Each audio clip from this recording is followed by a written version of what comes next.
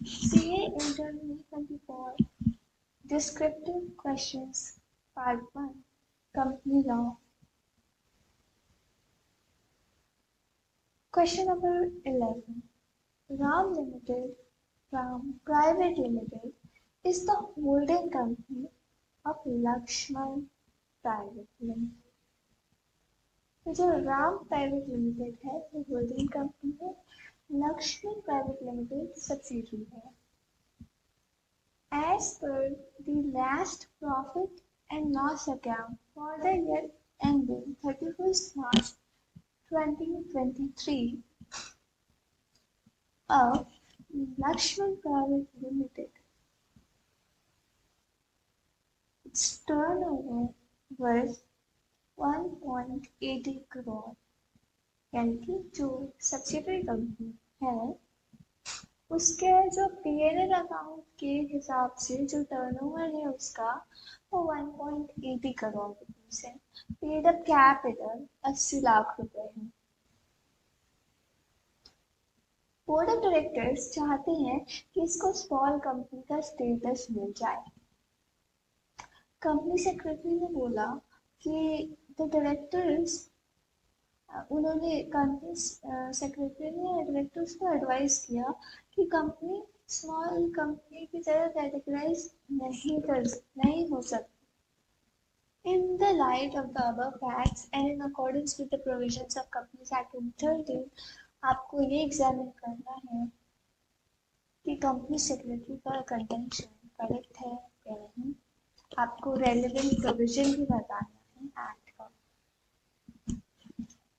तो small company के बारे में बात हो रही है तो हम पहले डिस्कस कर लेते हैं कि स्मॉल कंपनी होती क्या है.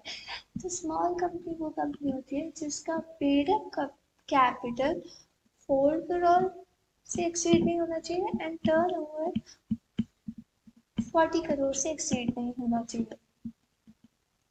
पेड अप कैपिटल और सच मतलब पेड अप कैपिटल एक्सटेंड कहाँ तक हो सकता है 10 करोड़ तक एंड टर्नओवर कहाँ तक एक्सटेंड हो सकता है 100 करोड़ तक.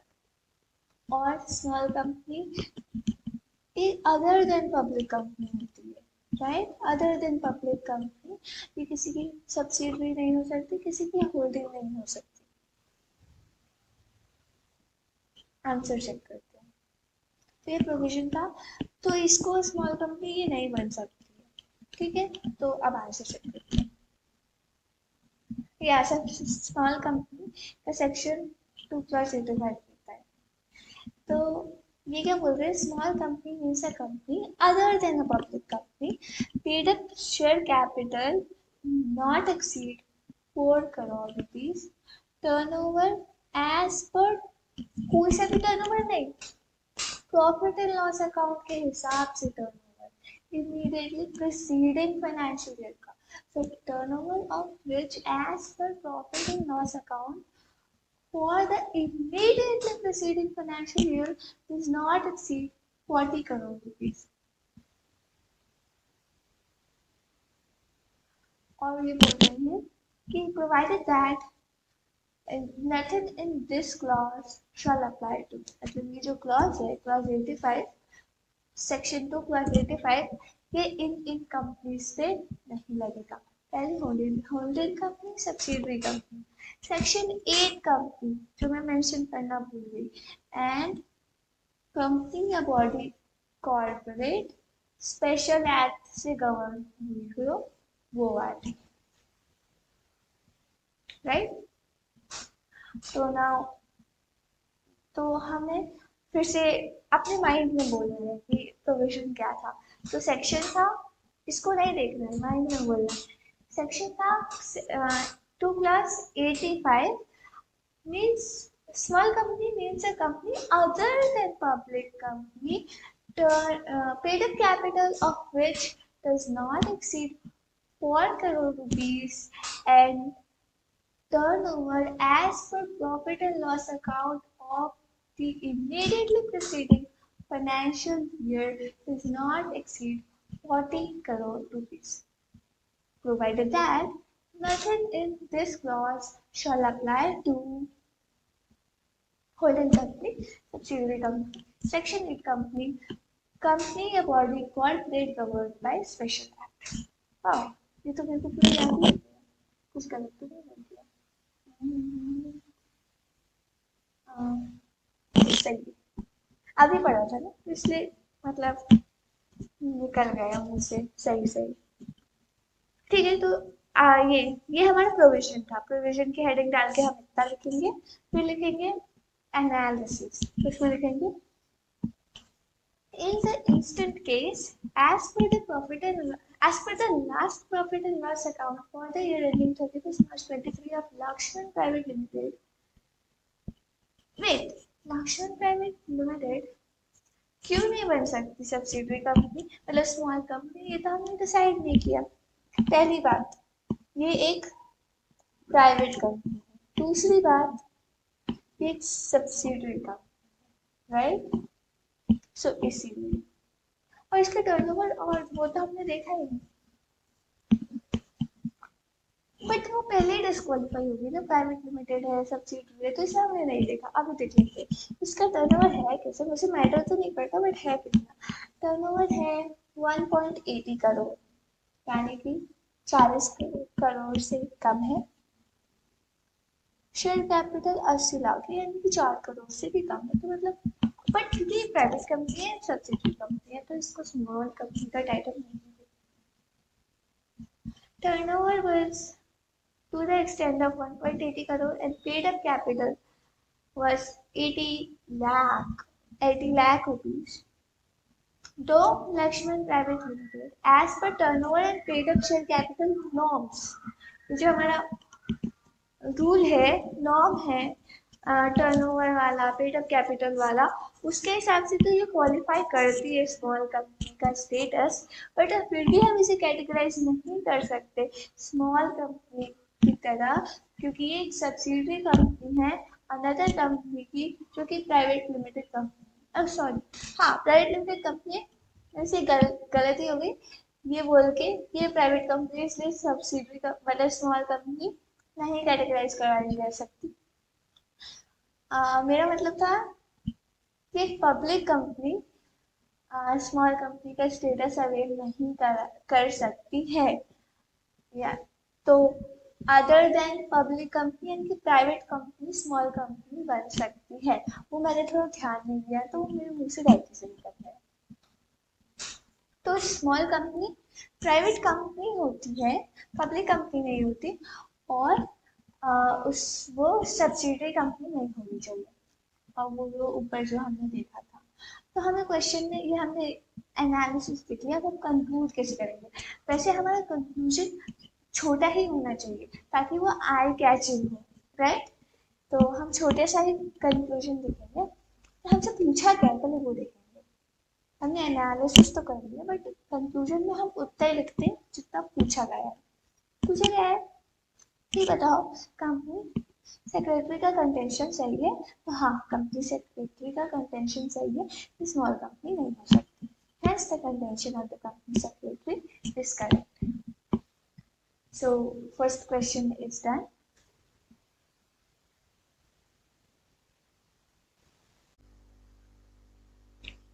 Next question is question, not the answer.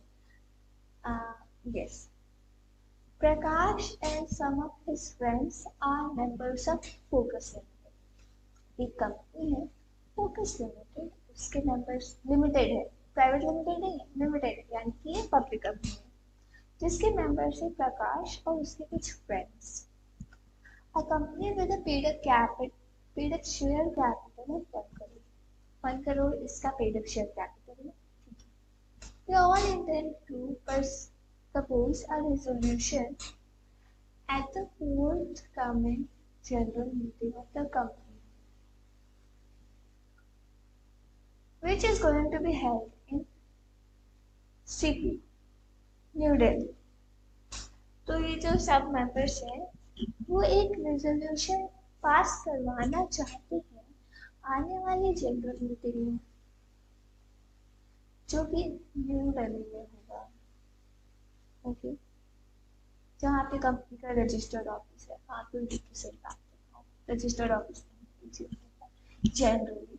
So is of registered office of the focus limited situated, तो वहाँ पे हो रहा है, वहाँ पे उनका एजेंट हो रहा है।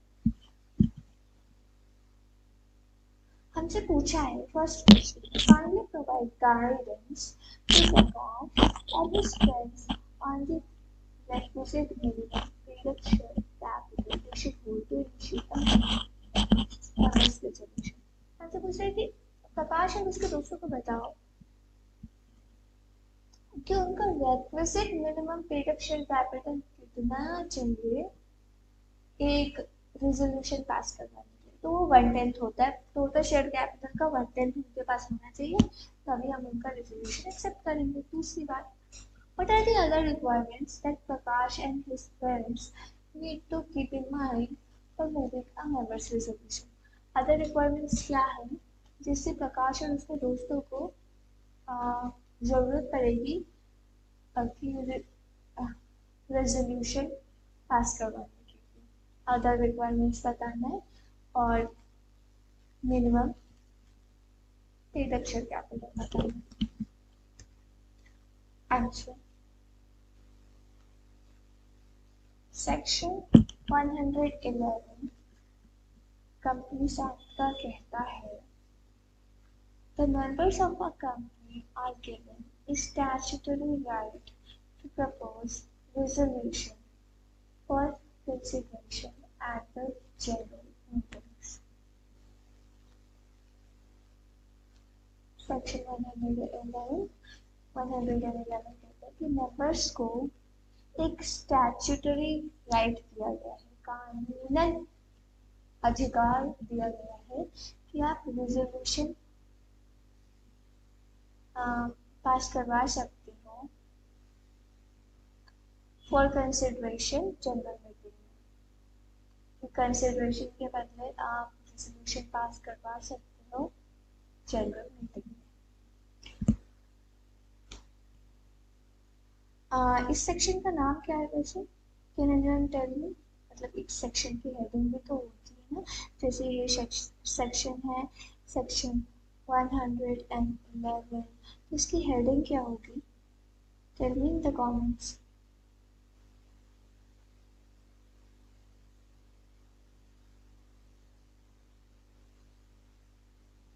Did you guys type your message?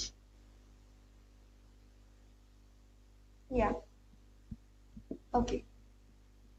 If it's done, so section 111 का हेडिंग है सर्कुलर ऑफ मेंबर्स, सर्कुलर में circulation of members resolution, members के रेजोल्यूशन का सर्कुलर जब हम भेजते हैं कंपनी को, एक सर्कुलर ही होता है ना, जो मेंबर्स जो रेजोल्यूशन पास करवाना चाहते हैं वो हम कंपनी में भेजते हैं। तो section 111 circulation of members resolution, section 111 circulation of members resolution कहता है कि मेंबर्स के पास, कंपनी के मेंबर्स को एक कानूनन अधिकार या स्टैट्यूटरी राइट दिया गया है कि आप रेजोल्यूशन कंसिडरेशन के लिए आप प्रपोज करने का आपके पास स्टैट्यूटरी राइट है जनरल मीटिंग में कंसिडरेशन के लिए। The number of members required to make a requisition for moving resolution shall be same as required to requisition a general meeting। तो जो नंबर ऑफ मेंबर्स जो जनरल मीटिंग को के requisition के लिए, मतलब जनरल मीटिंग में होता है ना कि मेंबर्स खुद भी बुला सकते हैं अगर बोर्ड ऑफ डायरेक्टर्स ने उनकी बात नहीं सुनी और नहीं बुलाया जनरल मीटिंग, तो मेंबर्स खुद भी उनको रिक्वेजिशन करते हैं। तो उस टाइम जितने मेंबर्स लगते हैं मीटिंग बुलाने के लिए, उतने मेंबर्स ही लगेंगे रेजोल्यूशन पास सर्कुलेट करवाने के लिए भी, सर्कुलेशन ऑफ रेजोल्यूशन के लिए भी उतने ही मेंबर्स लगेंगे। तो वो मेंबर्स हैं कितने? अगर कंपनी का शेयर कैपिटल है तो सच नंबर ऑफ मेंबर्स, वो मेंबर्स जो 1/10 of paid up share capital, वो पेड अप शेयर कैपिटल जो कि 1/10 भी है और वोटिंग राइट्स भी कैरी करता है, वो पेड अप शेयर कैपिटल जो 1/10 भी है और वोटिंग राइट्स भी कवर कैरी करता है, तो such number of members who hold minimum 1/10 of paid-up share capital that carries right of voting, तो वो लोग eligible होंगे to make a requisition, चाहे वो मीटिंग बुलाने की बात हो या रेजोल्यूशन पास करवाने की बात हो। तो यहाँ पे रेजोल्यूशन पास करवाने की बात कर रहे हैं, तो that number of members shall be eligible to make a requisition for moving a resolution at the general meeting. The 1/10 of share capital that carries voting right.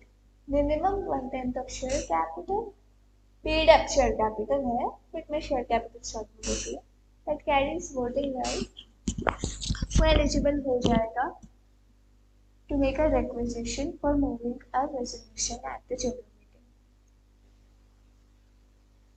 ठीक है, तो ये हमने पूरा प्रोविजन देखा। नीचे हम एनालिसिस एंड कंक्लूजन लिखेंगे। Accordingly Prakash and his friends must hold minimum 1/10 of paid up share capital of Focus Limited that carries voting right, ये भी लिखना है, that carries voting right of Focus Limited in order to be eligible for moving a resolution at the general meeting. General meeting पे resolution move करवाने के लिए आपको minimum 1/10 of paid up share capital with voting rights hold करना होगा in order to be eligible for moving a resolution at the general meeting. Yeah, so that was the question. This is the answer.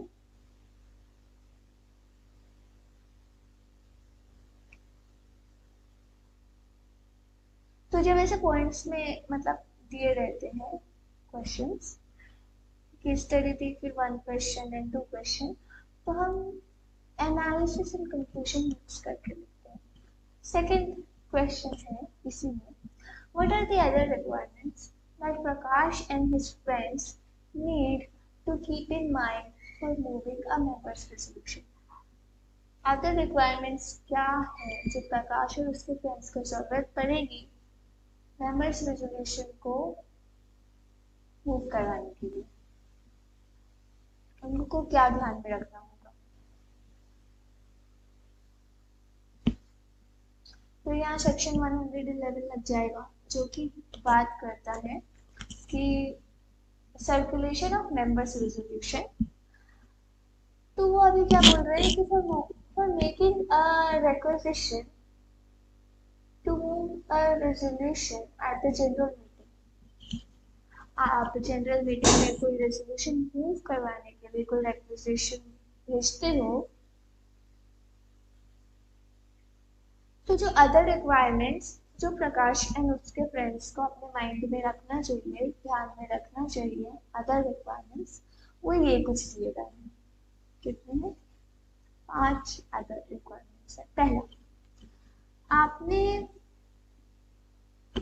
आपने resolution move करवाने के लिए आपने requisition भेज दिया, तो अब आपको ये 5 बातें ध्यान में रखनी होगी। Section 111 circulation of members resolution, तो 5 बातें ये ध्यान में रखनी होगी। 2 or more copies of the requisition are required to contain signature of all the requisitionists, यानी कि प्रकाश और उसके दोस्त, यानी कि 2 या 2 से ज्यादा कॉपीज होनी चाहिए। किस चीज की? जिसमें जो रिक्विजिशनिस्ट हैं, जो रिक्विजिशन भेज रहे हैं,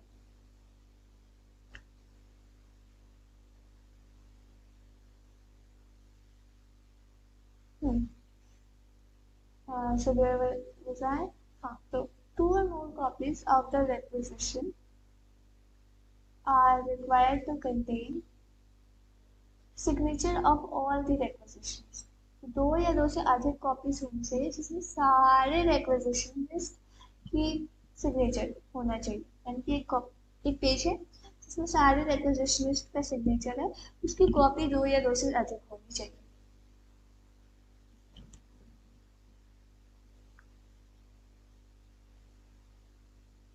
ये फर्स्ट पॉइंट है. सेकंड पॉइंट है the requisition must be deposited by them at CP where the registered office of Focus Limited is situated. तो वो requisition कहाँ भेजेंगे? जहाँ पे रजिस्टर्ड ऑफिस है तो वहाँ पे requisition भेज देंगे. तो पहले साइन किया और रजिस्टर्ड ऑफिस में भेज दिया. Third point is, in the case of a requisition requiring notice of a resolution, किसी requisition में resolution का notice है, it needs to be deposited by them not less than 6 weeks before the meeting.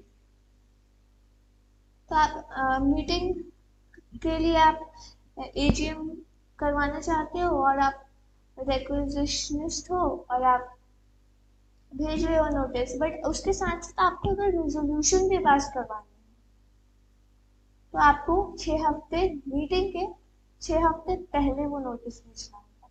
अगर आपका requisition का जो notice है उसमें आप रेजोल्यूशन डिमांड कर रहे हो तो मीटिंग के 6 हफ्ते पहले 6 वीक्स बिफोर द मीटिंग आपको वो डिपॉजिट करना होगा. कहाँ? रजिस्टर्ड ऑफिस में.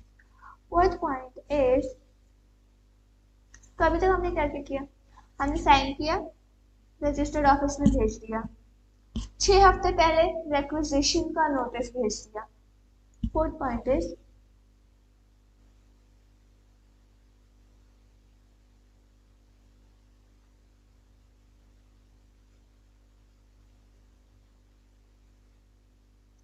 तो यहाँ पे दो बातें आ रही है. सी में बोल रहे हैं कि जो रिजोल्यूशन है उसमें अगर नोटिस रिक्वायर्ड है, नोटिस मतलब कोई ऐसा रिजोल्यूशन है जिसका नोटिस आपको 6 हफ्ते पहले भेजना ही चाहिए, तो आपको 6 हफ्ते पहले भेजना है अगर उसमें नोटिस रिक्वायर्ड है. बट अगर कोई अदर रिजोल्यूशन है तो आप 2 हफ्ते पहले भी भेज सकते हो. तो मतलब ये ज्यादा इंपॉर्टेंट वाला है, ये कम इंपॉर्टेंट वाला है. Requiring notice of a resolution, अगर कोई रिजोल्यूशन है जिसका नोटिस मांगता है तो 6 हफ्ते पहले, और अदर कोई रिजोल्यूशन है तो 2 हफ्ते पहले भेज दो. ठीक है. तो हमने क्या क्या साइन किया, रजिस्टर्ड ऑफिस में भेजा, इम्पोर्टेंट है यानी कि नोटिस रिक्वायर्ड है तो 6 हफ्ते पहले भेजो, अदर केस है तो 2 हफ्ते पहले भेजो. Fifth point, a sum reasonably sufficient to meet the expenses to be incurred by Focus Limited in giving effect to proposing the resolution shall be deposited by Prakashan Expense along with the requisition. अब आप requisition demand कर रहे हो, resolution demand कर रहे हो, तो वो रिजोल्यूशन पास करवाने में कंपनी का जितना खर्चा लगेगा आपको उतने पैसे भी डिपॉजिट मतलब भेजने पड़ेंगे. अब बहुत सारे रिजोल्यूशन पास होते हैं और खर्चा भी होता है, तो उस रिजोल्यूशन को पास करवाने में जितना खर्चा लगेगा कंपनी का उतना सम इक्वल आपको भेजना पड़ेगा. तो अदर रिक्वायरमेंट्स रिजोल्यूशन डिमांड करने की क्या है? पहले 2 या 2 से अधिक सिग्नेचर की कॉपी भेजो. सिग्नेचर हो गया, कहाँ भेजना है? रजिस्टर्ड ऑफिस में भेजना, राइट. रिक्वेजिशन 2 या 2 से अधिक सिग्नेचर की कॉपी भेजो, रिक्वेजिशन डिपॉजिट करो रजिस्टर्ड ऑफिस में. नोटिस रिक्वायर्ड रेजोल्यूशन है तो 6 हफ्ते पहले, अदर रेजोल्यूशन है तो 2 हफ्ते पहले भेजो, डिपॉजिट करो बिफोर द मीटिंग. और अगर आपको नोटिस के साथ साथ आपका रेजोल्यूशन पास करवाने में कंपनी का जितना एक्सपेंस लगेगा उतना सम इक्वल आपको साथ में पूछना है। तो ये थी अदर रिक्वायरमेंट्स। अदर रिक्वायरमेंट्स थी मीटिंग, मतलब रिजोल्यूशन पास करवाने की जनरल मीटिंग में। सो या second question is that.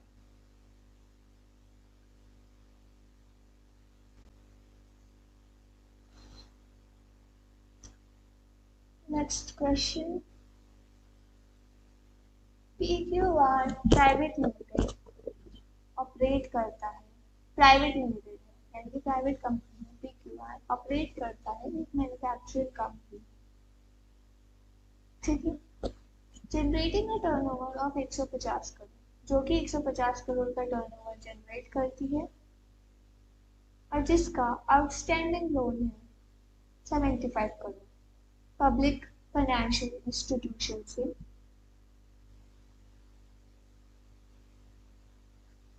solely in the previous financial year with a total loan availed, 1,10,000 loan avail किए थे, 35 करोड़ पे कर दिए प्रीवियस फाइनेंशियल ईयर में ही। तो अभी लोन है 75 करोड़ और टर्नओवर 150 करोड़। प्राइवेट कंपनी में मैन्युफैक्चरिंग बिजनेस करती है।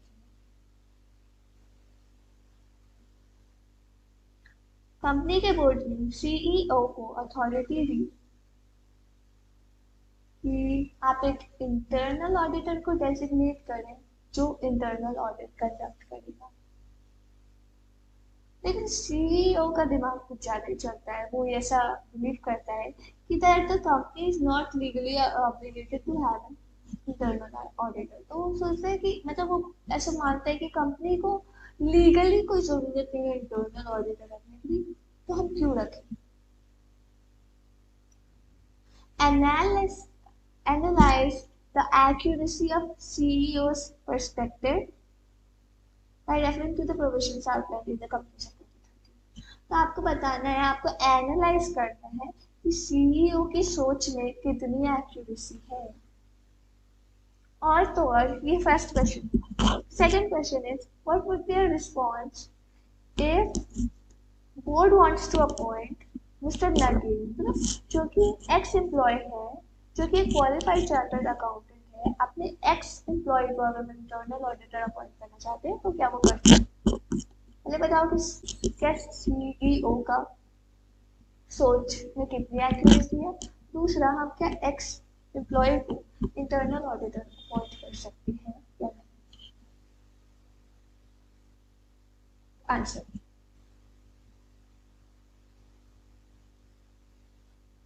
according to the first provision to section 137 of the Companies Act 2013,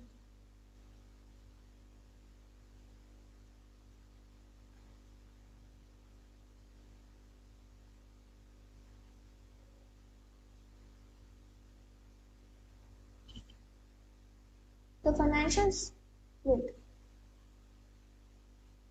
13 ना 13 sorry, हाँ, so according to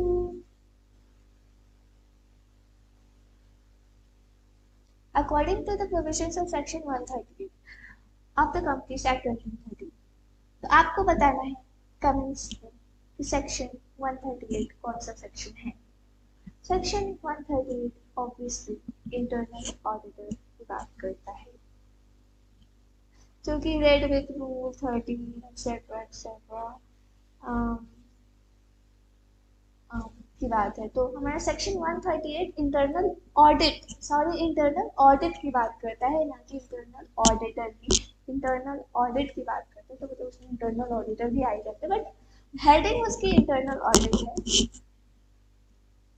जो rule with read with rule 13 of the companies act 2014 rules every private. Okay, so हम यहाँ से पढ़ना start करते हैं। एवरी प्राइवेट कंपनी, हर private company, section 138 internal audit का कहता है हर प्राइवेट कंपनी जिसका टर्नओवर 200 करोड़ से या उससे ज्यादा है, 200 करोड़ या उससे ज्यादा है प्रीसीडिंग फाइनेंशियल ईयर में, और outstanding loans or borrowings from banks, public financial institution, outstanding loan है या borrowings है from banks या public financial institution, वो 100 करोड़ या उससे ज़्यादा है किसी भी टाइम पे during the preceding financial year। पहला क्या है, टर्नओवर जो है वो 200 करोड़ रुपए या उससे ज़्यादा होना चाहिए preceding financial year में, यानी preceding financial year के जो वो स्टेटमेंट है उसमें। और बी में बोल रहे हैं कि आउटस्टैंडिंग लोन या बोरोइंग फ्रॉम बैंक या पब्लिक फाइनेंशियल इंस्टीट्यूशन से 100 करोड़ या उससे ज्यादा का है साल में किसी भी टाइम, यानी स्टेटमेंट में लिखता है नहीं, साल में किसी भी टाइम 100 करोड़ से ज्यादा है तो उसको इंटरनल ऑडिटर अपॉइंट करना पड़ेगा, जो कि इंडिविजुअल भी हो सकते हैं, पार्टनरशिप फॉर्म भी हो सकते हैं, बॉडी कॉर्पोरेट भी हो सकता है। यस, पहले हम इसका टर्नओवर देख लेते हैं। टर्नओवर 150 करोड़ है, यानी कि 200 करोड़ से कम है, बट इसका लोन प्रीवियस फाइनेंशियल ईयर में 110 करोड़ था, किसी भी टाइम था ना, एंड में तो 75 करोड़ हो गया, बट जो भी ओपनिंग है, बट वो किसी भी टाइम 100 करोड़ से ज्यादा था ना, तो यहाँ पे लिखा था, यहाँ पे और लिखा है, यानी कि ये कंडीशन हो जाए चाहे ये कंडीशन हो जाए, दोनों में से कोई एक भी कंडीशन हो गई तो आपको इंटरनल ऑडिटर अपॉइंट करना पड़ेगा। यस, तो आगे इधर लिखते हैं।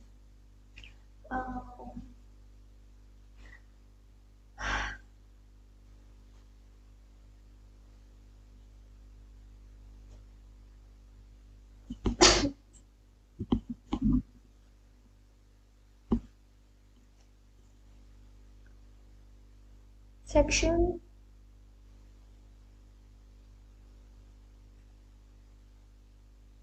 138 जिनकी बात करता है, हेडिंग क्या है, right between in internal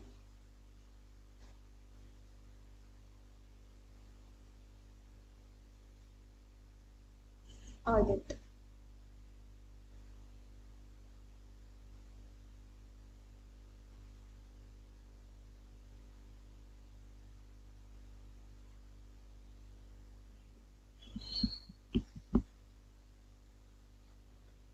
internal audit की बात करता है तो उसकी कंडीशन क्या है, आपका turnover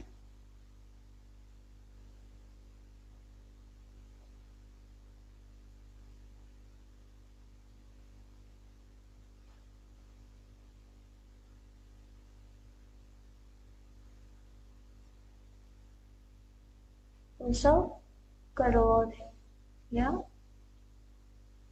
lakh and crore confuse हो जाते हैं, तो 200 करोड़ से ज्यादा है या 200 करोड़ है, ठीक है।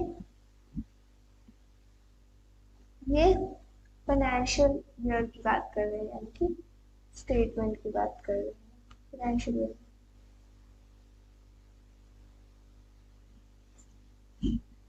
एंड लोन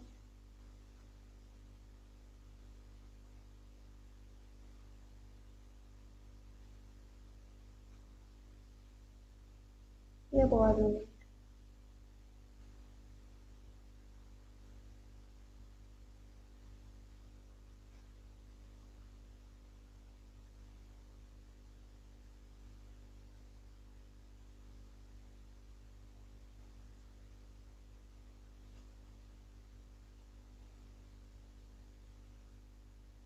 किससे,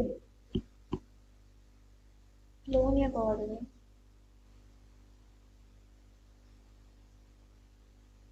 बैंक से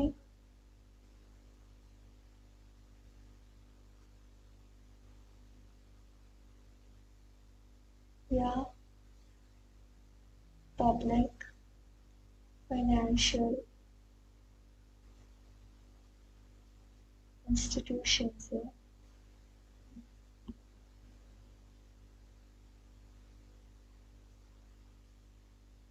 100 करोड़ से ज्यादा या 100 करोड़ होता है कब? एनी टाइम, जरूरी नहीं है कि ईयर एंड पे, एनी टाइम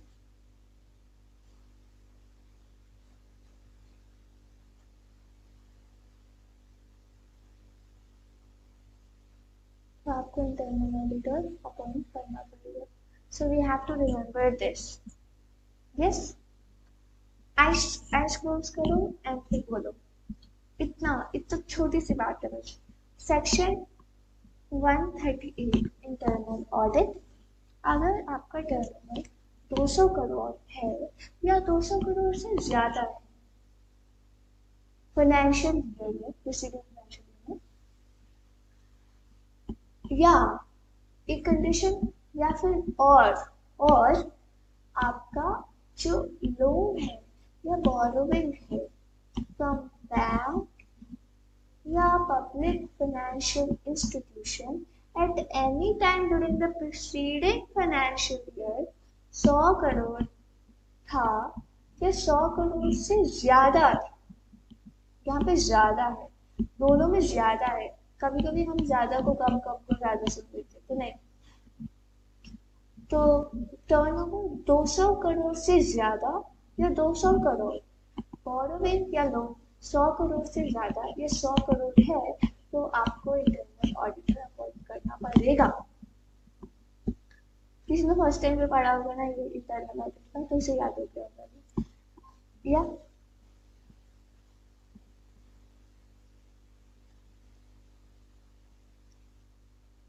हाँ, तो अभी ये बात करें कौन कौन बन सकता है इंटरनल ऑडिटर.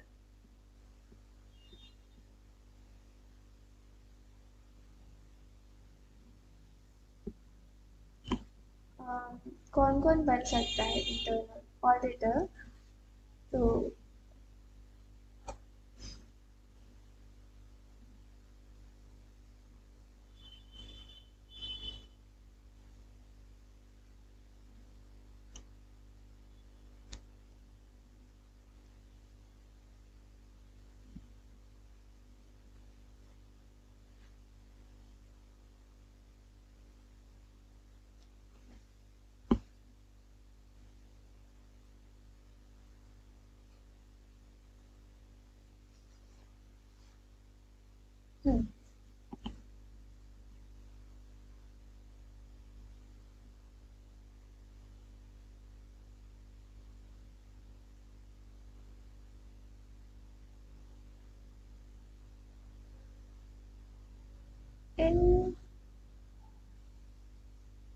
इंटरनल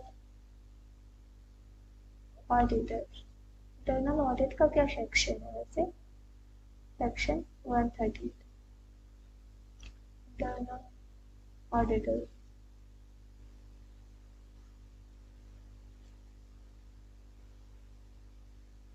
कौन कौन हो सकता है? और फिर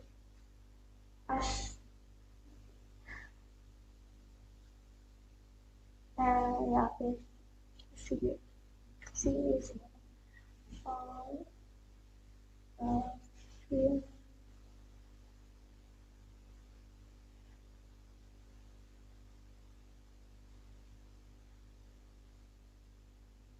या such other professional and will decided by board to conduct an internal audit of the function and activities of company. तो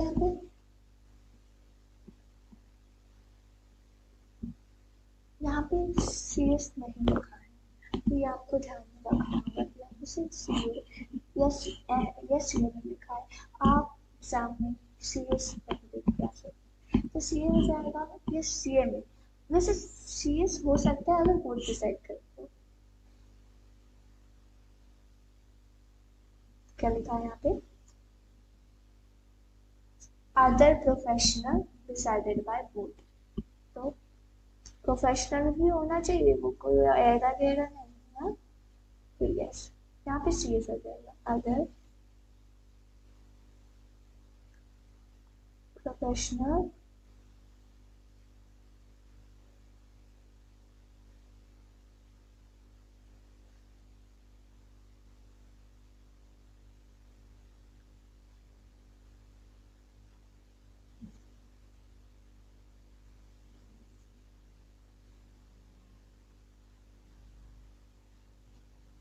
decided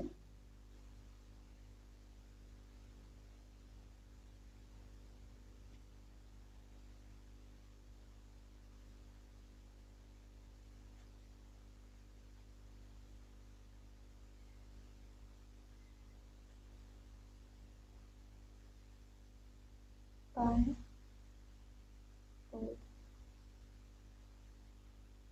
ये लोग जो है इंटरनल ऑडिटर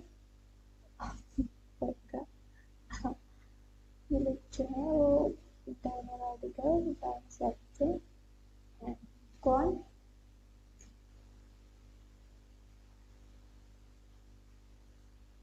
सीनियर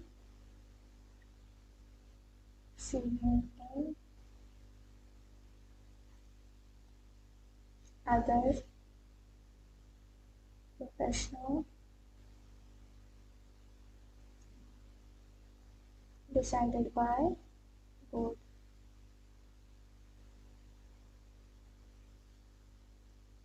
Yes?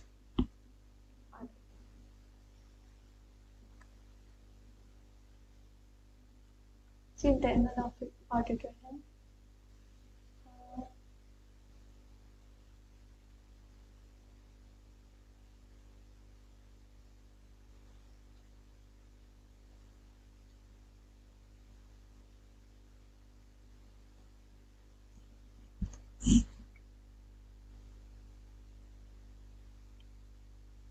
में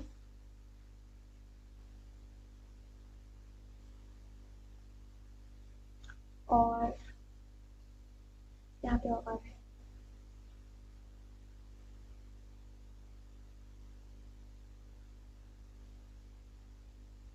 not, here may not be, may or not employ, कंपनी का employ हो भी सकता है, नहीं भी हो सकता, राइट?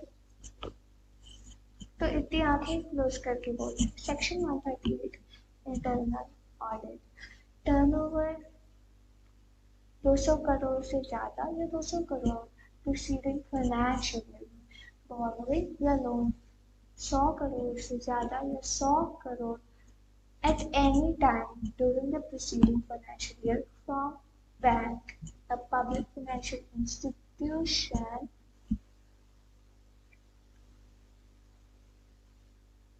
yes, ठीक है। तो अब इंटरनल ऑडिट कौन कौन हो सकता है? CA, CA, any other professional, any other professional decided by board, yes, यहाँ पे सीरियस नहीं है, सिर्फ सीरियस में पढ़ा होता है, अदर्स में सीरियस आ जाएगा, बट हमें ऐसे नहीं याद करना, नहीं तो हम कंफ्यूज हो जाएंगे।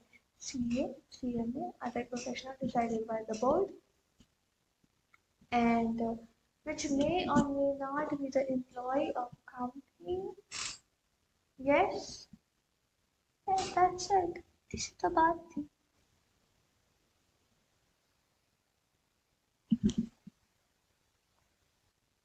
प्रोविजन याद हो गया, मतलब ये इतना सा प्रोविजन अपन को लिखना है प्रोविजन में, right?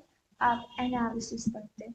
Thus, PPR Limited is required to appoint an internal auditor because the outstanding loans from public financial institution, public financial institution से उसने लोन लिया था, चाहे वो बैंक या पब्लिक फाइनेंशियल इंस्टीट्यूशन से ही होना चाहिए। What happened?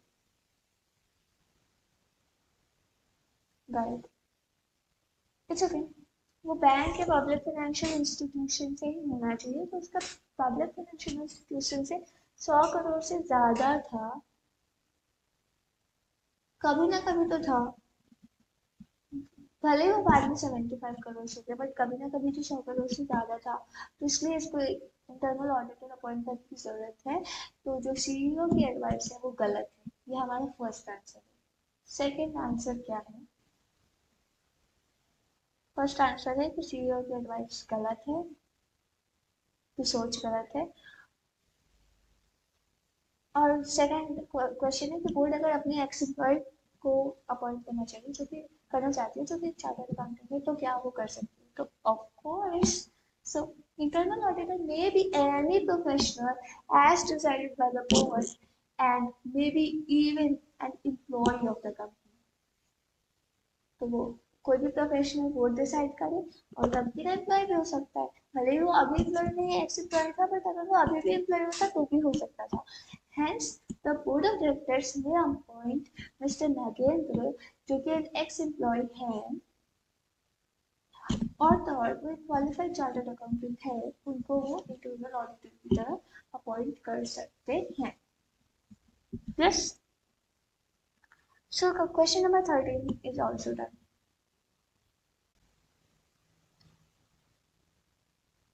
Question number 14. The governments of Tamil Nadu and Andhra Pradesh collectively hold 60% of the paid up equity share capital of Orange Limited. एक कंपनी है, लिमिटेड है, यानी कि पब्लिक कंपनी है, orange limited,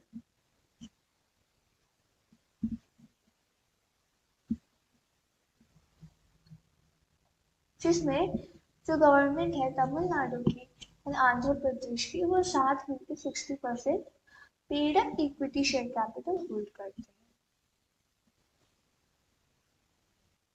जो ऑडिटेड फाइनेंशियल स्टेटमेंट है orange limited का, financial year 22-23 का, जो फाइनेंशियल ईयर 22-23 का ऑडिटेड फाइनेंशियल स्टेटमेंट, जो फाइनेंशियल स्टेटमेंट है ऑडिट हुआ हुआ, मतलब ऑडिट हुआ हुआ फाइनेंशियल स्टेटमेंट, ये हुआ हुआ क्या होता है, ऑडिट हो गया वाला फाइनेंशियल स्टेटमेंट उन्होंने फाइनेंशियल ईयर 22-23 का एनुअल जनरल मीटिंग, जो कि 17 अगस्त को हुई थी, वहां पे प्रेजेंट किया।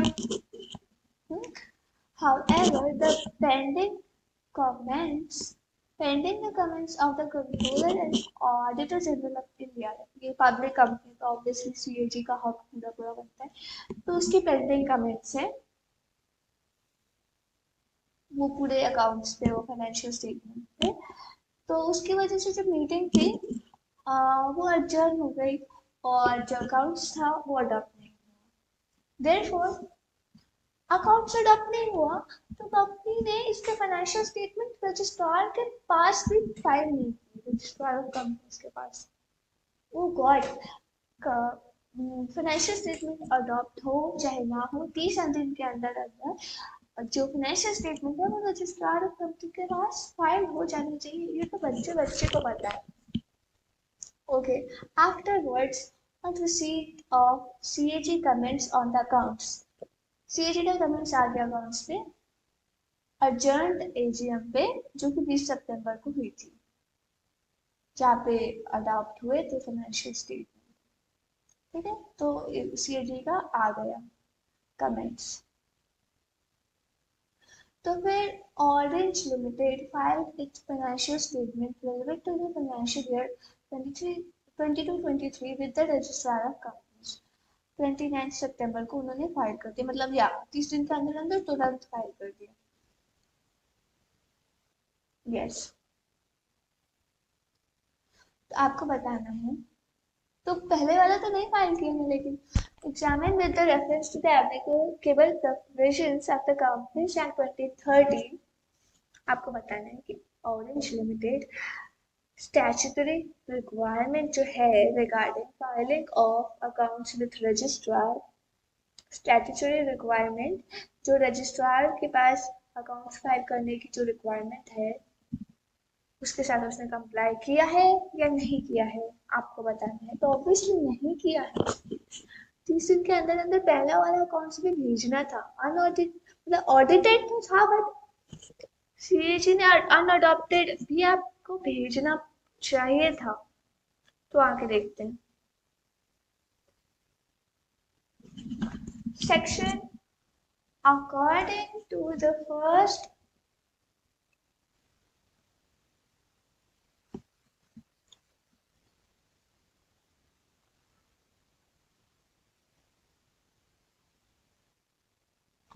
according to the first provision to section 137 of the Companies Act 2013.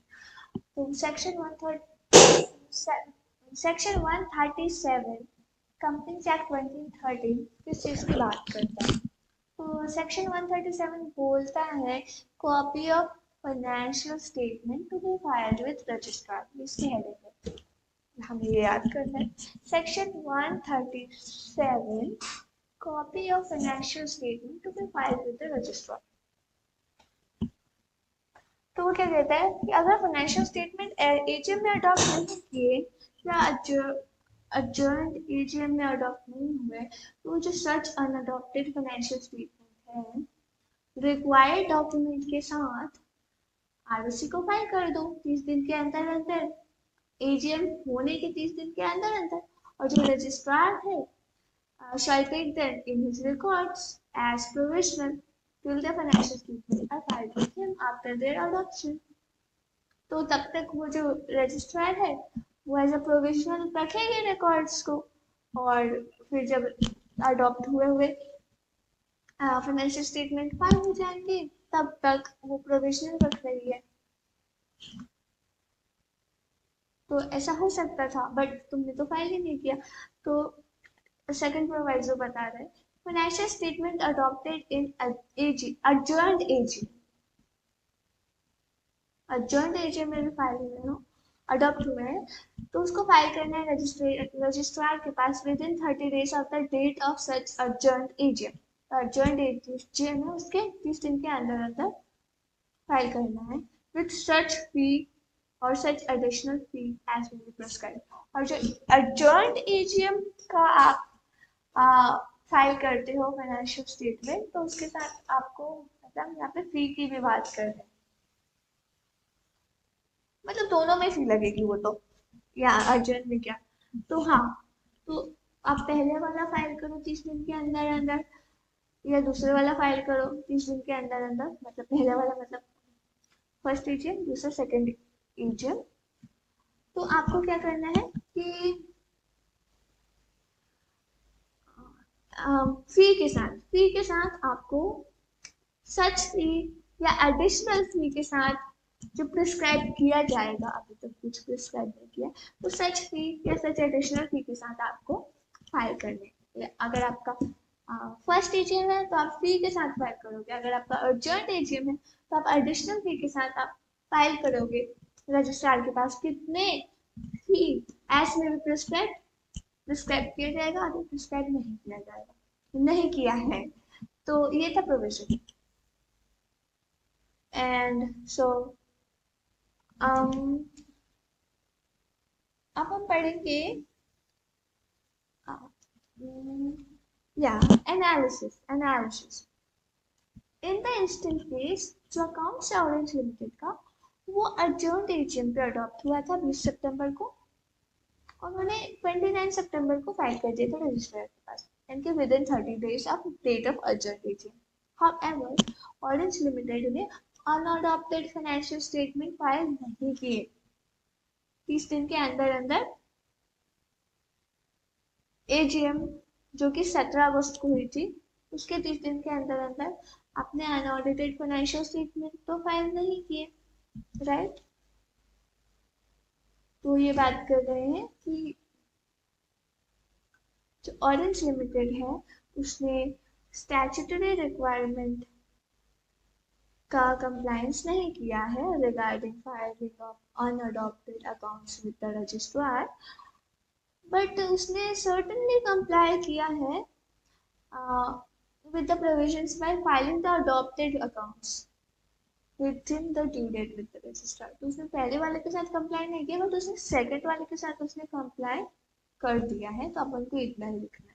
अब अपन क्या है ओवर स्मार्ट वन की पेनल्टी वगैरह भी लिखने लग जाते हैं तो अपन को इतना सब कुछ नहीं करना। आपको इतना बताना है कि पहले वाले में फाइल हो गया है कंप्लायंस नहीं, पहले वाले में फाइल नहीं हुआ है कंप्लायंस नहीं हुआ है, लेकिन दूसरे वाले में फाइल हो गया है तो दूसरे वाले में कंप्लायंस हो गया है। राइट, तो हमारा 14 क्वेश्चन भी डन होता है। क्वेश्चन नंबर 15 पे आते हैं। एनओपी लिमिटेड यानी कि पब्लिक कंपनी, प्राइवेट लिमिटेड नहीं सिर्फ लिमिटेड है यानी कि public company. Since it's all incorporation 2002 में हुआ है, ये engaged in the production of premium quality glass bottles। ये कंपनी जो है पब्लिक कंपनी, इसका इनकॉर्पोरेशन कब हुआ है 2002 में। ये किस चीज में engaged है, प्रीमियम क्वालिटी के ग्लास बॉटल्स या वाटर बॉटल्स, प्रीमियम क्वालिटी के ग्लास बॉटल्स के प्रोडक्शन engaged है।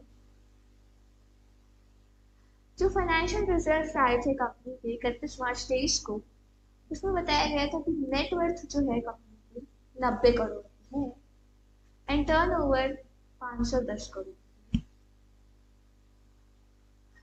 ठीक है, नेटवर्थ 90 करोड़, टर्नओवर 510 करोड़ 22-23 के फाइनेंशियल स्टेटमेंट के results. The company proposed to accept the deposits। Company ने प्रपोज किए कि वो डिपॉजिट्स एक्सेप्ट करेगी 1 फरवरी 24 को, which would be due for repayment on 30 September 2028 from the public for expansion and redevelopment programs of the company।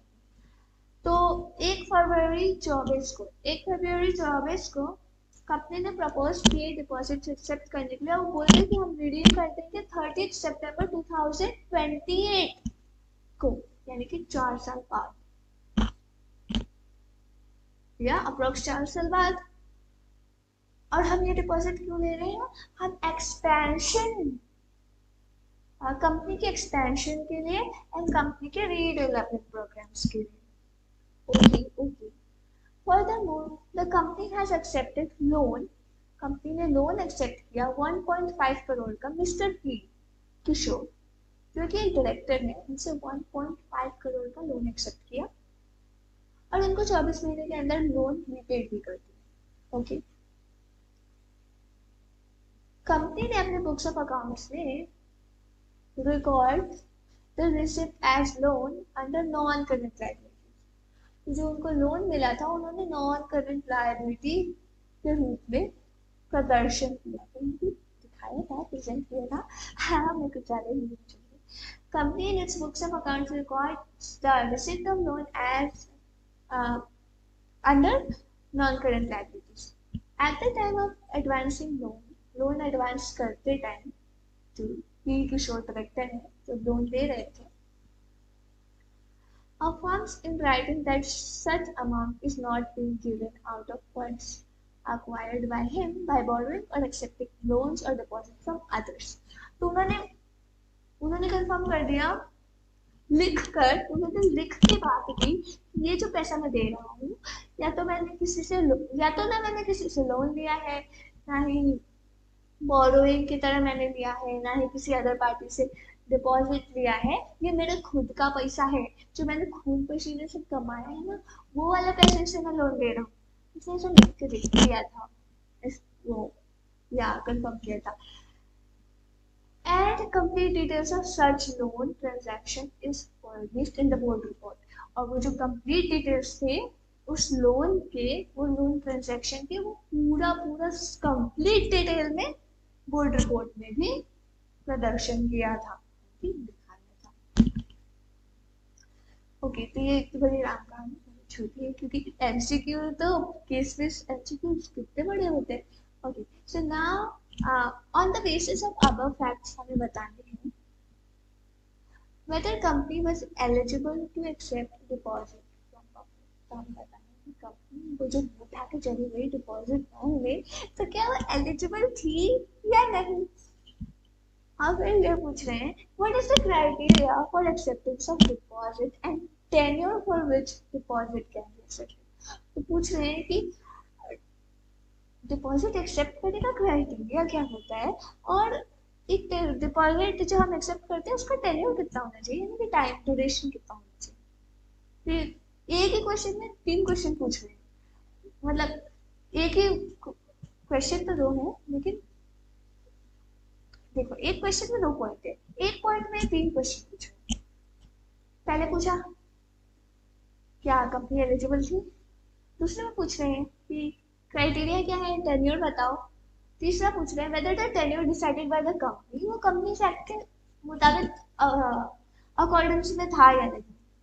तो companies act के मुताबिक था या नहीं, जो टेन्योर टेन्योर कंपनी ने डिसाइड किया वो कंपनीज एक्ट के मुताबिक था या नहीं। ओके, तो ये हमारा फर्स्ट पॉइंट है। सेकंड पॉइंट में पूछ रहे हैं whether refers to the loan advanced by Mr. P.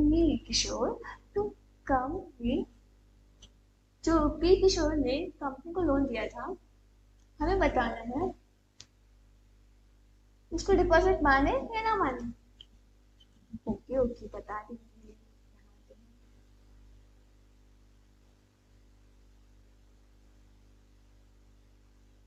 Rule to deposit का बात करते हैं, जो कि बोल रही है कि the term eligible company, eligible company कौन सी कंपनी होती है जो डिपॉजिट एक्सेप्ट करने के लिए एलिजिबल होती है, बट वो होती कौन सी कंपनी है।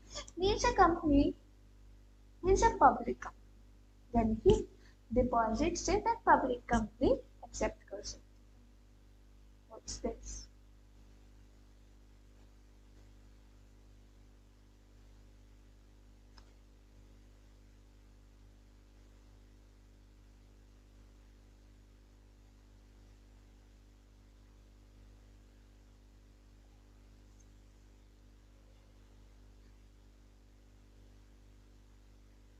डिपॉजिट्स जो हैं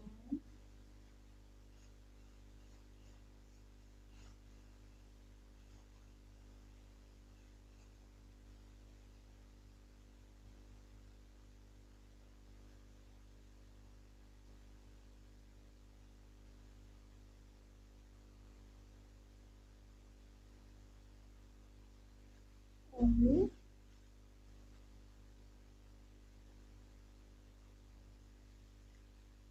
पब्लिक कंपनी, तो public company only deposit accept कर सकती है। यहाँ भी हम लिख रहे हैं क्योंकि फिर अपन बाद में भूल जाते हैं ना पब्लिक था या प्राइवेट था।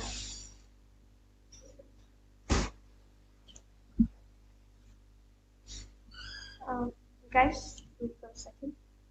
Wait for a minute. Sorry.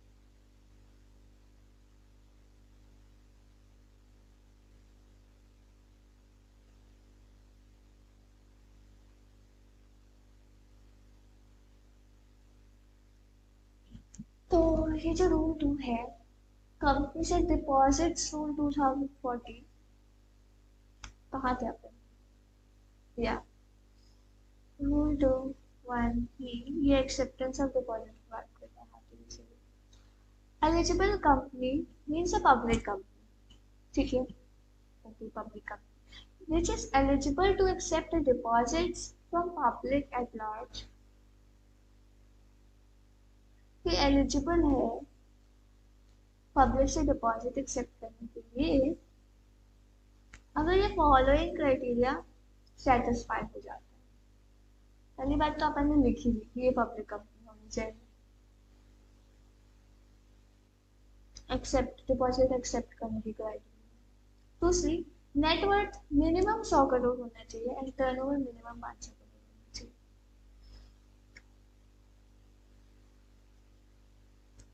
Net worth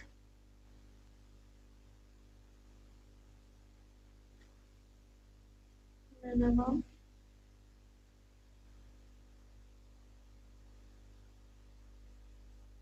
100 crore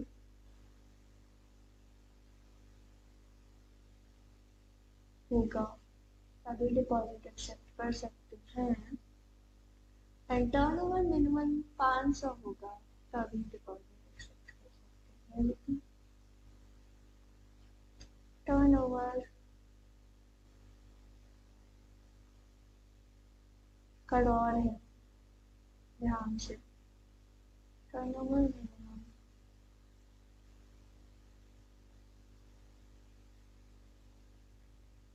500 crore होगा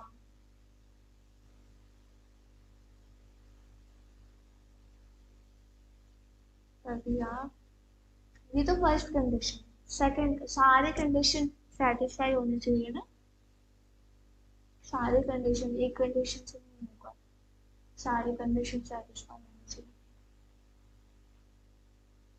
प्रेशर पास हो गया है डिपॉजिट के लिए।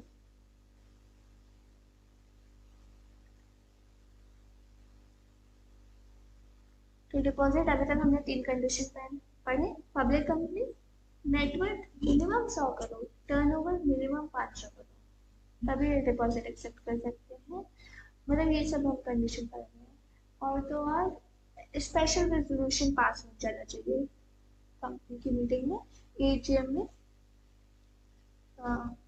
जनरल मीटिंग में अगर स्पेशल रेजोल्यूशन पास हो गया तो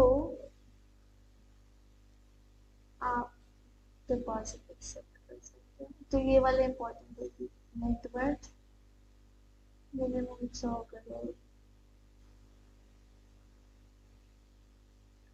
turnover minimum 500 crore, special resolution AGM में पास होना चाहिए। एजीएम में पास होगा तो नहीं चलेगा, पढ़ते कंसिडर करते हैं अपन को। एजीएम लिखना है एग्जाम में, एजीएम में पास होना चाहिए। फिर एजीएम को आरओसी के पास भेज देना चाहिए। तो ऑब्वियसली हम तो हमेशा भेजते हैं बच्चे बच्चे, हमारे पड़ोस वाली आंटी। मतलब आरओसी इज पड़ोस वाली आंटी, हर चीज मतलब पूछने आ जाते हैं। So that's why. तो आरओसी के पास स्पेशल रेजोल्यूशन एजीएम में पास किया और आरओसी को बता दिया कि देखो देखो हमने स्पेशल रेजोल्यूशन पास कर दिया। नहीं तो या तो बोले कि अरे हमको नहीं पता है। सो या and an ordinary resolution is sufficient if an eligible company is within the limits specified under section 180। तो ये क्या बोल रहे हैं कि ऑर्डिनरी रेजोल्यूशन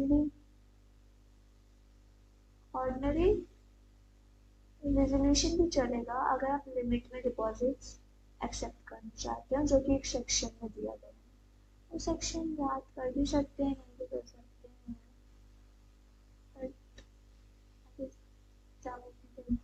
sections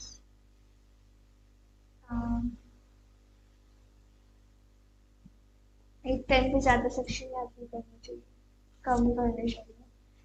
तो हाँ, तो डिपॉजिट एक्सेप्ट करने की कंडीशन है आप पब्लिक कंपनी होनी चाहिए।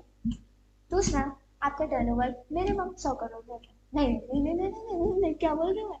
हाँ, नेटवर्थ मिनिमम 100 करोड़ होना चाहिए एंड टर्नओवर मिनिमम 500 करोड़ होना चाहिए। स्पेशल रेजोल्यूशन एजीएम में पास हो जाना चाहिए और आपको आपने आरओसी को बता दिया होना चाहिए। आप ऑर्डिनरी रेजोल्यूशन से भी डिपॉजिट एक्सेप्ट कर सकते हो अगर आप लिमिट में कर रहे हो, तो अगर आप हद में डिपॉजिट एक्सेप्ट कर रहे हो। क्या मतलब, अगर हम स्पेशल रेजोल्यूशन पास कर सकते हैं तो कितने भी डिपॉजिट एक्सेप्ट कर सकते हैं? नहीं नहीं, ये गलत करेंगे। अभी हमारे पास, अभी हम कुछ कह नहीं सकते। तो ये डिपॉजिट का था।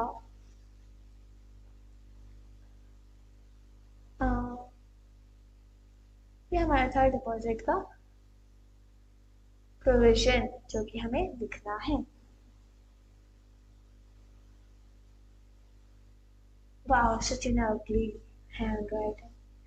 हाँ मेरी नोटबुक में अच्छी होती है। ओके सो ये हमने प्रोविजन लिख दिया and now we would analyse, यानी एनालिसिस में लिखेंगे इन द इंस्टेंस केस जो टर्नओवर है वो 510 करोड़ है, यानी कि मिनिमम 500 करोड़ है। हाँ चलो ये तो ठीक है। और रही बात नेटवर्थ की, नेटवर्थ कितनी है? नेटवर्थ 90 करोड़ है, यानी कि 100 करोड़ से कम है। अरे तो क्या हो गया, हमारा टर्नओवर तो ज्यादा है ना। यहाँ पे क्या लिखा है? और है ना, और लिखा है यहाँ। और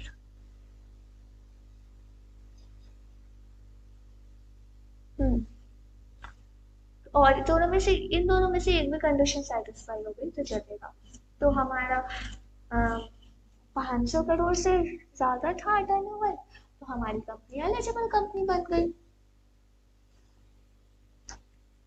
तो ये हमने हमने ये पहला आंसर हमने ये पहला आंसर दे दिया। ये क्या हो रहा है? हाँ ये हमने पहला आंसर दे दिया। दूसरा है what is the criteria for accepting of deposits and tenure. एक क्राइटेरिया भी तो हमने बता दिया ना, क्राइटेरिया हमने प्रोविजन में ही बता दिए थे। ठीक है चल मुंह बंद रख। हाँ तो whether the tenure decided by the company company act के अकॉर्डिंग्स में है या नहीं, तो ये हमें बताना है बस। या तो हम लिखेंगे tenure for which the deposit can be accepted. Yes a company is not permitted to accept or renew deposits, whether secured or unsecured, which is repayable on demand or in less than 6 months। तो company को allowed नहीं है, permitted नहीं है कि आप ऐसे deposits accept करो भले ही सिक्योर या अनसिक्योर हो, बट अगर वो डिमांड पे रिपेबल है, ये 6 महीने के अंदर अंदर रिपेबल है, तो आप ऐसे डिपॉजिट एक्सेप्ट करने के हम परमिशन नहीं देते हैं। अब भाई आप लोग कंपनी हो, अगर आप 6 महीने के अंदर अंदर ही डिपॉजिट वापस कर रहे हो तो मतलब आप गेम खेल रहे हो क्या यार? मत करो फिर। डिमांड पे डिपॉजिट मतलब रिपे करोगे तो मतलब क्यों करना है ये सब मजाक। आपको ज्यादा काम होता है, आपको ज्यादा टाइम के लिए पैसे चाहिए होते हैं, तो इसका मतलब आप सिर्फ मजाक कर रहे हो या फिर आप कुछ गड़बड़ भी कर सकते हो, तो इसलिए आप ऐसा मत करो। फर्दर आप मैक्सिमम पीरियड 36 मंथ से ज्यादा के लिए आप डिपॉजिट एक्सेप्ट नहीं कर सकते। आप ये नहीं कि आपने डिपॉजिट एक्सेप्ट किया था आप रख ही लो, नहीं नहीं नहीं। 36 मंथ से ज्यादा के लिए आप डिपॉजिट एक्सेप्ट नहीं कर सकते। गिवन केस में कितने था? 4 साल के लिए। गलत था, बिल्कुल गलत था। तो आप 36 मंथ से ज्यादा के लिए आप डिपॉजिट एक्सेप्ट नहीं कर सकते, बिल्कुल नहीं कर सकते। ठीक है तो ये बोल रहे हैं the tenure for the propose deposit dated 1 फरवरी 24 से लेके रिपेमेंट होगा 30 सितंबर 28। ये वैलिड नहीं है, नहीं है, नहीं है, कतौती as the maximum period 36 months का ही होता है, 4 साल का नहीं होता, कोई 36 मंथ्स का होता है। तो कंपनी कंप्लायंस में नहीं थी। अपन इधर लिख लेते हैं नीचे।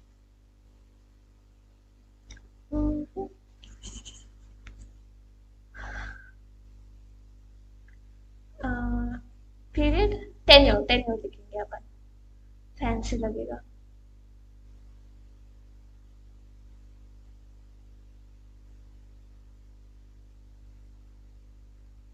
Tenure minimum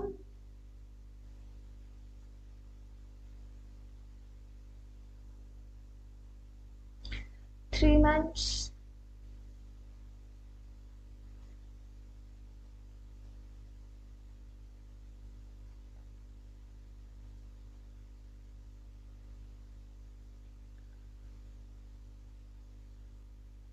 maximum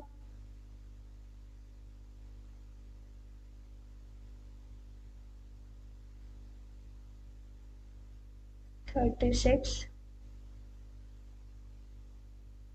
months।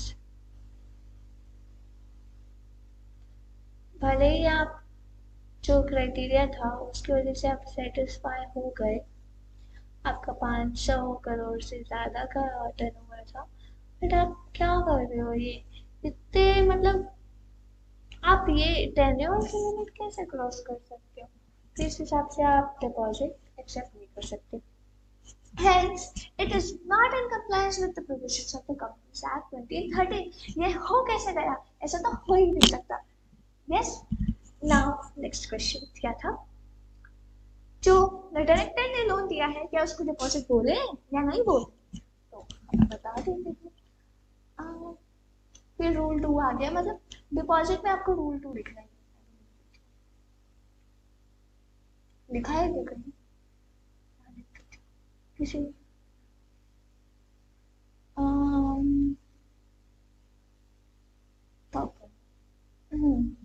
Deposit की बात आएगी तो रूल 2 लगेगा। कौन किसका rule 2? Deposit acceptance of deposits rule 2014 का rule 2। Yes, acceptance of deposit rule 2014 का रूल 2, क्योंकि हर चैप्टर का अलग अलग रूल होता है। तो रूल 2 आपको बहुत सारे चैप्टर्स में दिखेंगे, बट हमें इस चैप्टर का रूल 2 पे ध्यान देना, right? Any amount received from a person who is director of the company at the time of giving loan to the company shall not be treated as deposits if such director furnishes to the company at the time of giving money a written declaration to the effect that the amount is not being given out of the funds acquired by him by borrowing, accepting loans, deposits from others। तो अगर एक company को पैसा मिलता है director से, जो कि डायरेक्टर लोन देता है, तो उसको हम डिपॉजिट नहीं कहेंगे। कब कब नहीं कहेंगे? अगर वो लिखित देता है डिक्लेरेशन, ये जो मैं पैसे तुम्हें दे रहा हूँ ना, ये मैंने किसी थर्ड पार्टी से नहीं लिए, मेरे खुद कमाई के पैसे हैं, खुद पसीने के पैसे हैं। तो मैंने ना किसी से लोन लिया है, ना मैंने किसी से बोरोइंग लिया है, ना ही मैंने किसी थर्ड पर्सन, किसी अदर पर्सन से डिपॉजिट्स लिया है। ये मेरे खुद के पैसे। अगर वो ऐसे लिखित रिटन डिक्लेरेशन दे देता है तो उसको डिपॉजिट ट्रीट नहीं किया जाएगा। लेकिन रुको रुको रुको रुको रुको रुको, फर्दर उसको बोर्ड रिपोर्ट में भी बताना पड़ेगा। ठीक है, उसने बताया तुम्हें तो कंपनी बताएगी बोर्ड रिपोर्ट में। The company shall disclose the details of money so accepted in the board report. उसने डायरेक्टर से पैसा लिया है, उसको बोर्ड रिपोर्ट में देना पड़ेगा, बताना पड़ेगा। फिर इन द गिवन केस, तो हमने रूल लिख दिया, फिर लिखेंगे in the given case the said deposit by mister P Kishore shall not be treated as deposit। तो क्योंकि वो एकदम सच्चा अच्छा इंसान था, उसने एक तो लिखित डिक्लेरेशन भी दिया और उसने बोर्ड रिपोर्ट में भी छाप दिया कि देखो ये हमारे खुद के पैसे लगे हुए हैं, ये मैंने खुद की कमाई से लोन लिया है, ये किसी और का पैसा नहीं है। तो एक सच्चा अच्छा इंसान था, अगर सच्चा अच्छा डायरेक्टर होता है तो उसको हम डिपॉजिट नहीं मानते। अरे डिपॉजिट क्यों नहीं मानते? वो तो सच्चा अच्छा इंसान है ना। अरे तो डिपॉजिट के उसमें लॉस वगैरह लग जाएंगे ना, तो कंप्लायंस करना पड़ जाएगा, इसीलिए उसको डिपॉजिट के कंप्लायंस से छूट है। उसने बस लोन दिया है, वो सच्चा अच्छा डायरेक्टर है, तो इसलिए उसको डिपॉजिट नहीं मानेंगे। कभी कभी लाइक कभी कभी ऐसा होता है कि हम बोलते थे कि हाँ वो सच्चे अच्छे डायरेक्टर है इसलिए हम डिपॉजिट मान लेंगे। नहीं नहीं नहीं नहीं, ऐसा नहीं करना है, डिपॉजिट नहीं मानना है, नहीं तो फिर उसमें कंप्लायंस करना पड़ जाएगा। तो उसको आप काम बढ़ा कर रहे हो, अगर वो अच्छा है तो डिपॉजिट हम नहीं मानेंगे। So question number 15 is done. आज के लिए 5 questions. Yes, okay, bye bye, tata, thank you. Question number 16, find publishers जो कि रजिस्टर्ड है टोक्यो में, जो कि रजिस्टर्ड है टोक्यो में, began operating in India during the financial year 2009। उन्होंने इंडिया में ऑपरेट करना स्टार्ट कर दिया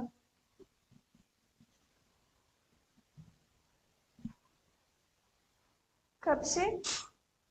2009 से।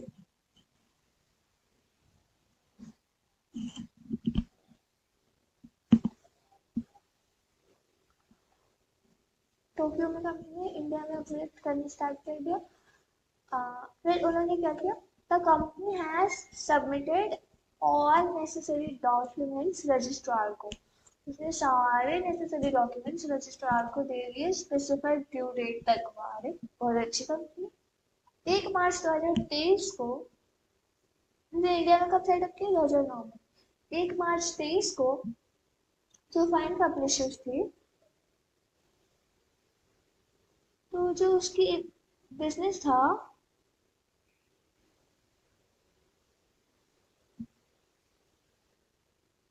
जो उसका प्रिंसिपल ऑफिस था उन्होंने टोक्यो में शिफ्ट कर दिया। बाद में उन्होंने उसको principal business of in India था, उन्होंने टोक्यो में शिफ्ट कर दिया।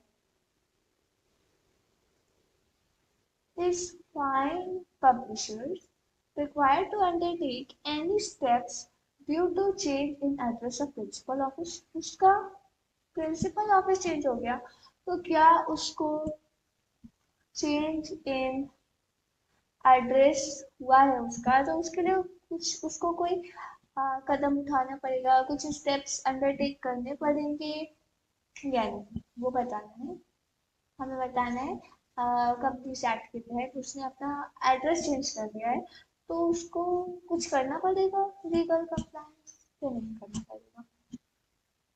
So answer section 380 of the Companies Act 2013। We always have to remember this section because section is the most important thing, right? Some sections we can forget, but not all the sections. Most of the section हमें याद रखने की पड़ेगी।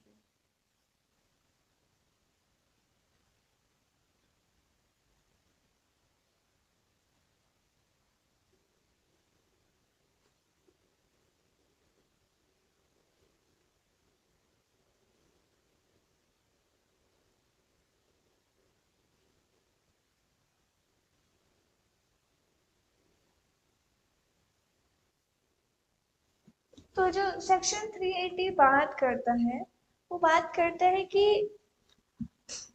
Foreign company की duty registrar को सारे documents वगैरह file करने।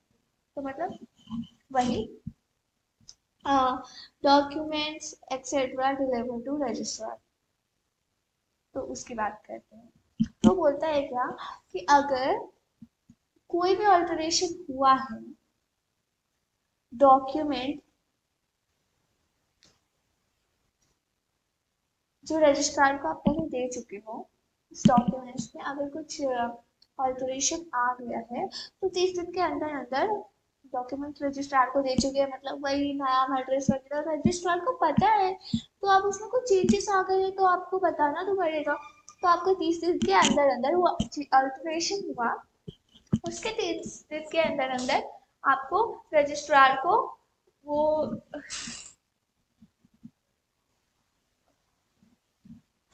आपको रजिस्ट्रार ऑफ कंपनीज को डिलीवर करने हैं एक रिटर्न, जिसमें बताया जाएगा कि particulars of alteration prescribed form में कि क्या क्या चेंज हुआ है, वो आपको रजिस्ट्रार को बताना पड़ेगा।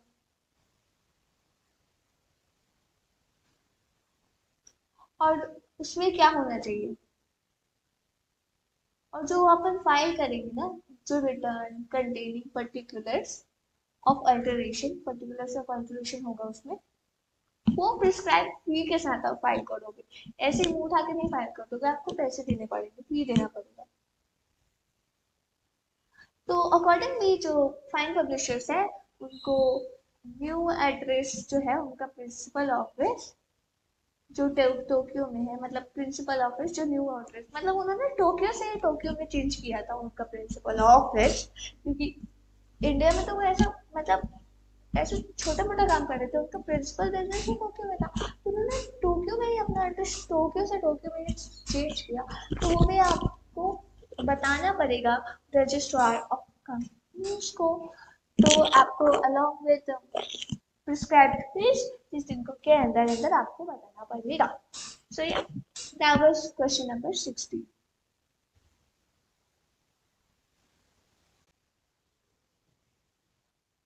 LLP Act 2008। Mohit is a creditor of ABC LLP. Mohit जो है वो एबीसी एलएलपी के क्रेडिटर है। He has a claim of 10 lakh against the LLP. उसका एलएलपी से 10 लाख रुपए। However, the assets of the LLP are valued at only 7 lakh. जो LLP के assets है वो 7 लाख ही है। Now, Mohit seeks to hold the partners of LLP personally accountable for the shortfall of 3 lakh. तो मोहित क्या बोल रहे हैं कि ये 3 लाख का शॉर्टफॉल है, इसमें कौन सी बड़ी बात है, ये जो पार्टनर्स है ना, ये तो अभी जिंदा ही है, नजरों के सामने ही है, इन्हें से मार पीट के निकाल लेंगे। तो under the provisions of the LLP act क्या मोहित ऐसा कर सकता है? Can Mohit demand for the deficit from the partners of LLP? क्योंकि पार्टनर्स अलग, एलएलपी अलग, पार्टनर्स अलग, एलएलपी अलग, तो क्या मोहित पार्टनर्स के कान पकड़ सकते हैं? नहीं, बिल्कुल नहीं, कदापि नहीं, बिल्कुल नहीं। या सो इनफ ऑफ ड्रामा। तो नाउ आंसर। ये पूरा कच्चा चिट्ठा लिखेंगे एलएलपी होती क्या है।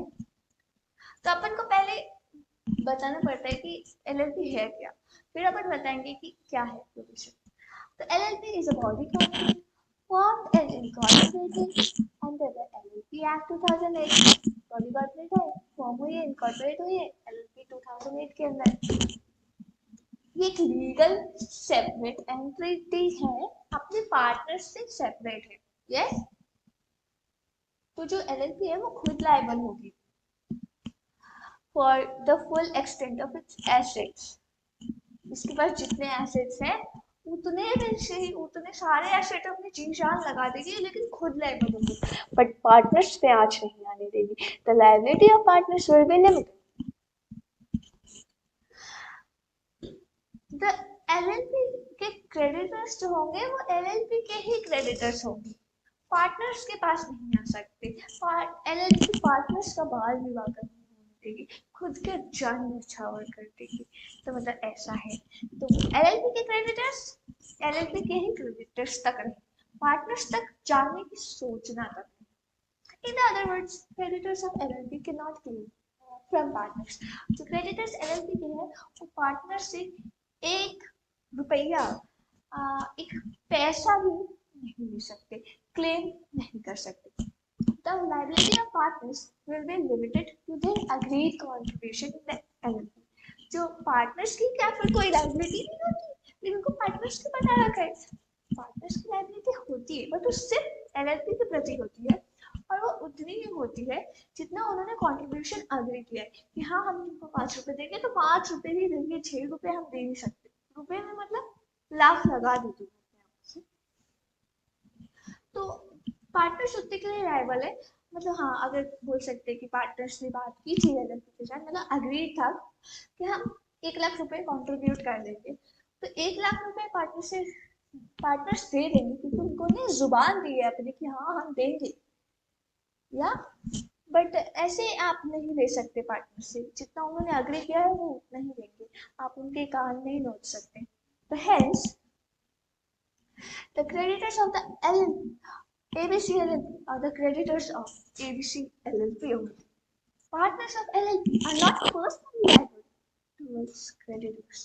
Yes, thus हिंदी में बोल देती हूँ, जो एबीसी एलएलपी के क्रेडिटर्स है वो एबीसी एलएलपी के क्रेडिटर्स रहेंगे। जो पार्टनर्स हैं एलएलपी के वो पर्सनली लायबल नहीं होंगे क्रेडिटर के तहत, मतलब क्रेडिटर के टुवर्ड्स प्रति yes.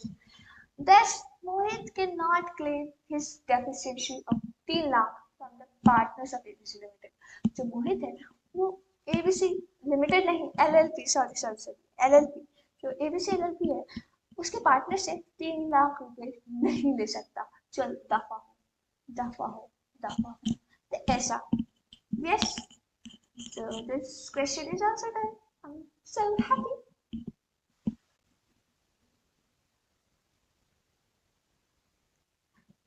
Now हम other laws में आ गए हैं।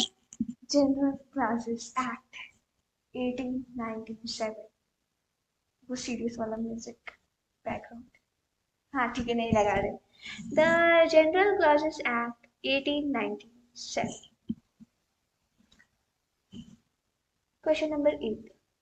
अच्छा ये ईयर सबको याद है ना 1897 है जनरल क्लॉजेस एक्ट और इतने सारे तो एक्ट्स हैं फिर क्या हुआ करना तो पड़ेगा बट आई थिंक ये तो कर सकते करना है कर सकते ऐसे गलत एडवाइस नहीं देते ठीक है।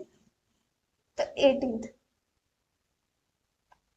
योगेश्वर क्या लिखा है Yogveer okay Yogveer Singh has a mango orchard at Manchanga village Bilaspur.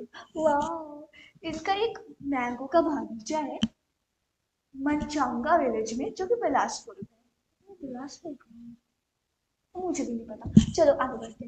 हाँ गूगल सर्च कर लेना। तो इनका एक मैंगो का आम का बगीचा है बिलासपुर में। The orchard has more than 100 mango trees और उस बागीचे में 100 से ज्यादा मैंगो ट्रीज है। योगवीर Singh has sold orchard along with the mango trees। तो उसने बागीचा बेच दिया मैंगो ट्रीज के साथ साथ। अच्छा ठीक है बागीचा भी बेच दिया मैंगो ट्रीज के साथ साथ ओके। तो हमें बताना है कि जो सेल ऑफ ट्रीज हो रहा है will be considered as sale of immovable property कि जो हमने पेड़ बेचा है देखो हमने जमीन बेचा है तो बेचा है वो तो सबको पता है immovable property वो तो नर्सरी का बच्चा भी बता देगा बट क्या हुआ जो हमने पेड़ बेचा है क्या वो immovable property है। अरे तुम्हारे दिमाग सटिया गया है क्या मतलब एक पेड़ काट दो ना यार वो मूवेबल हो जाएगा मतलब इमूवेबल थोड़ी है। काट दो टिम्बर हो जाएगा मूवेबल हो जाएगा मतलब इमूवेबल देखने से लग रहा है बट वो उसको मूवेबल बनाया जा सकता है तो वो इमूवेबल नहीं है। तो हमारा आंसर होगा कि नहीं वो इमूवेबल नहीं है। आंसर ये मार्क सेक्शन ये एक्चुअली मतलब याद कर सकते हैं किया जा सकता है इट्स नॉट इम्पॉसिबल।